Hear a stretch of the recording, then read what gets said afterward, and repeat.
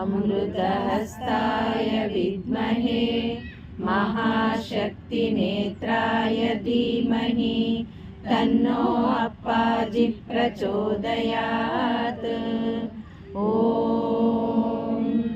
सुवर्णवृष्टिं कुरु मे गृहे श्रीः सुधान्यवृद्धिं कुरु मे गृहे श्रीः कल्याणवृद्धिं कुरु मे गृहे श्रीः विभूतिवृद्धिं कुरु मे गृहे श्रीः सुवर्णवृष्टिं कुरु मे गृहे श्रीः सुधान्यवृद्धिं कुरु मे गृहे श्रीः कल्याणवृद्धिं कुरु मे गृहे श्रीः विभूतिवृद्धिं कुरु मे गृहे श्रीः। अम्मा सुवर्णवृष्टिं कुरु मे गृहे श्रीः सुधान्यवृद्धिं कुरु मे गृहे श्रीः कल्याणवृद्धिं कुरु मे गृहे श्रीः विभूतिवृद्धिं कुरु मे गृहे श्रीः।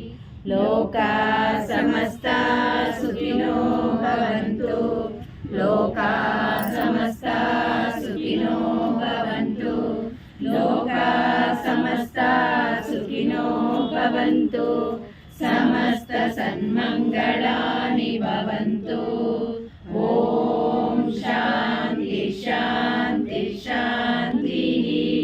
हरिः ॐ तत्सत्। सर्वं श्री जगदम्बार्पणमस्तु। सर्वं श्री गुरुचरणार्पणमस्तु।